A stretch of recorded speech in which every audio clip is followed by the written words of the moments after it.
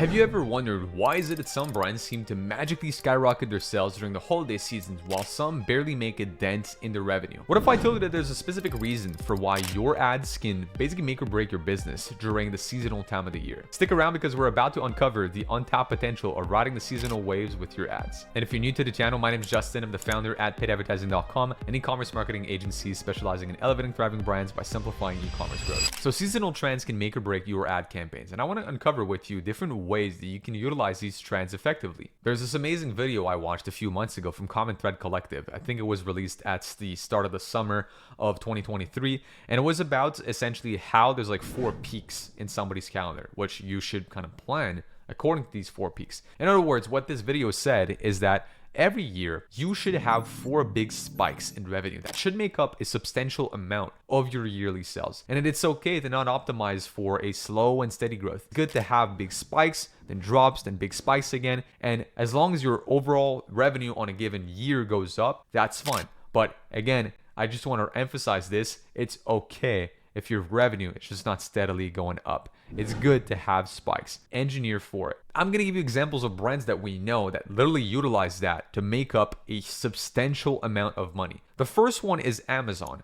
Amazon has their Prime Day. They usually have it roughly twice a year. Sometimes in the summer, and it's sometimes during early Q4 is when they have those Prime Day. Sometimes they'll make more of it during the year, but give or take, they'll have a few Prime Days events. They're about 2 days long max, and there's a bunch of discounts. Shipping usually is faster. You'll have a lot of items that are same day shipping instead of being like 1 day or something. So they really incentivize their customers for sales during these events, and they advertise a lot for these events weeks prior to them happening. So as an example, in July's 2023 Prime Day, Amazon was reported to have hit $12.9 billion made in 48 hours. If you look at it, that is 3% of their yearly revenue made over 2 days. So if 1 day basically is 1.5%, you do the math, counting the fact that there's about 365 days in a year, you've definitely made a whole lot more than 100% of your yearly revenue if you made that every day, right? It just shows you that that is a big spike for a company like that. I think people hear like 12 point something billion.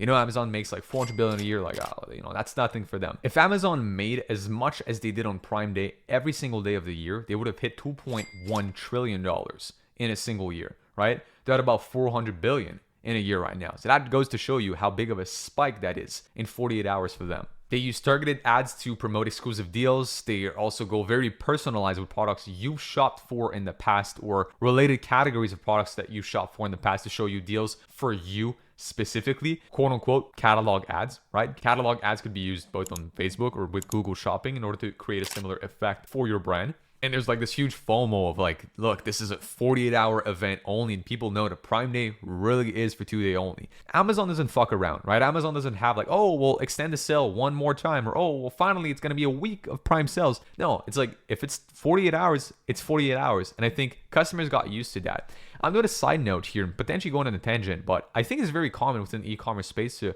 extend sales. Oh, it's going good, we'll just extend it, right? Oh, it's going good, well, we're gonna keep like a promotion alive, but slightly decrease the percentage off. What that creates is like mistrust within your audience. You do not actually, you create kind of the reverse of goodwill. Yes, acquire more customers, but more of them at a discount. And your existing customers are like, bro, I just bought and I thought it was going to be 48 hours only, and now it's lasting for a week or two. Amazon, once again, they don't do that. It's 48 hours. If you miss out, you miss out. You have to wait until next Prime Day. Now we can all think of Starbucks pumpkin spice lattes. If you didn't know, pumpkin spice lattes are now a $500 million a year industry. That's pretty crazy if you consider that pretty much all of these sales come during September all the way through roughly mid to end of October. You had about a 2-month window to make $500 million. That's $250 million a month, roughly, of an industry. If you look at the 2021 report, which keep in mind is the first year after COVID, so we got to be honest, the spending was probably higher than it usually is. But the US essentially estimated that the back-to-school spending crossed the $100 billion mark. That just means that, again, talking about an industry, back-to-school spending is about $100 billion in the US, which the biggest giants out of that is Walmart and Target, which you will see it weeks before back-to-school actually happens. June, July, August, they advertise a lot for that event because that is a big spike in revenue for them. If you look at these giants, it might only look like a spike of, let's say, 5, 6, 7%, 10% max in sales.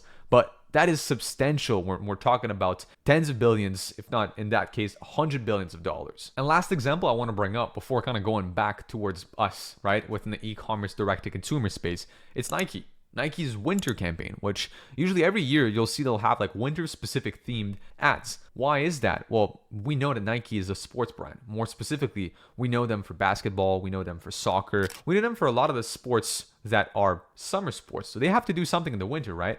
Well, that's what they do. They now have these campaigns running pretty much every winter for cold weather gear, which they just advertise a lot that seasonality aspect of the brand. They capitalize on the fact that they know they're a seasonal brand and therefore should really push these collections. So going back to you as an e-commerce brand, does that mean you should have products for every season of the year? No. Does that mean your marketing message and even your brand's tonality as a whole should shift throughout the year depending on different seasons? Yeah. And Amazon, again, called it the Prime Day. They innovated with their own holiday.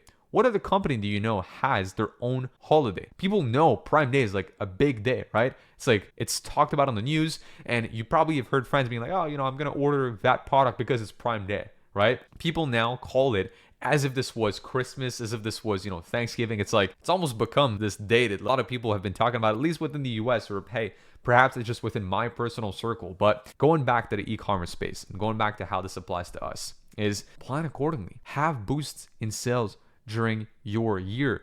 Not every month should be an equal month. You shouldn't spend the same amount of money on ads every month. You shouldn't expect to make the same money every single month. I've said that in a previous video. For some, it's yearly anniversaries. Hey, you just crossed the 8-year mark in business. Great. Run a promotion. For others, there's like a specific promotion that really ties in well with the brand. I don't know. You might sell clothing, and that clothing just sort of happens to be really popular also with people that, dress up and have costumes during Halloween. Great. Do a big sale for Halloween. I've worked with countless swimwear brands that were like trying to revive the brand during the winter season. It's like, fuck. Stop trying to revive the brand in the season that is not most like adaptable for the brand. Capitalize on the fact you can make money in the summer, make more money during the summer. That's it. It's like roofers. Let's go to now. I know I'm going completely on a different industry, but think about roofers or the solar industry in Canada. That industry is pretty much dead from end of October all the way to March, April, even early May, depending on where you're at in Canada. What are these people doing? I personally know roofers. They work like crazy during the summer. I'm talking like overtime. They just do crazy work.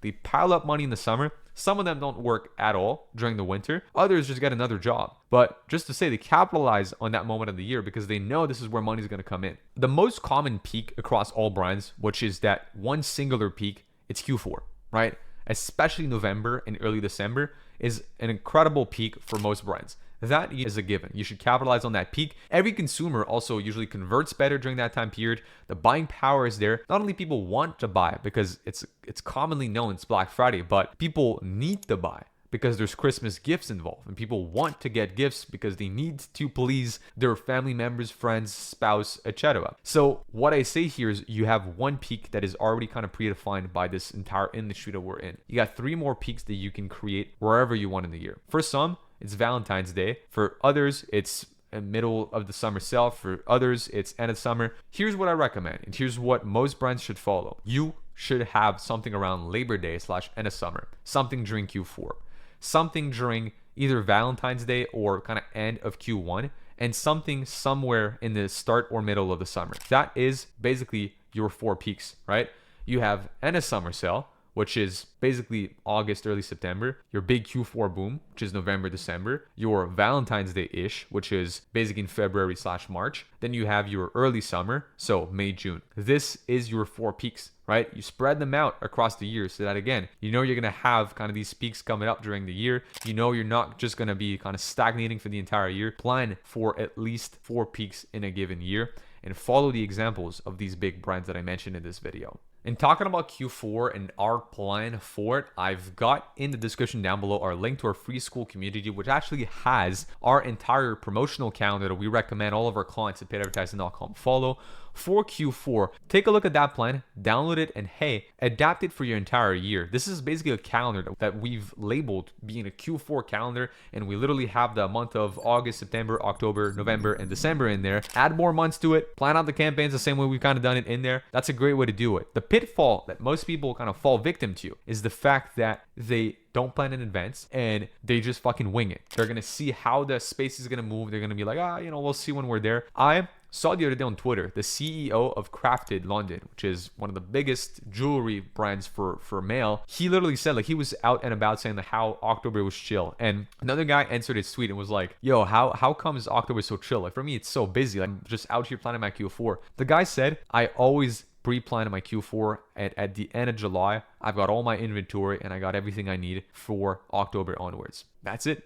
And that's what the big brands do. That's what the big guys do. They decided 3 to 6 months in advance. They've already got the inventory. They already know the sales. Heck, they probably even already have the ads ready for it. It's months in advance. Most small brands don't do that. Most of them, I'm telling you, out of all the clients I've worked with, probably 95% of them or more wait until October before locking in what they're actually going to be doing for Q4. Don't wait until October. You can start that planning before, especially if it's not your first year in business. If you're still looking out for a paid ads partner, would it be for your Google, Meta, or TikTok ads, as well as your content for these ad platforms for this Q4 Black Friday Cyber Monday, then click the link down below and book in a call to speak with myself. I'd love to give you an audit, a little bit about your marketing strategy, and see if we can help you out at baitadvertising.com. And with that being said, I'm going to wish you guys an amazing day. Check out other videos on the channel for some more useful e-commerce marketing tips, and I'll see you in the next video. Peace.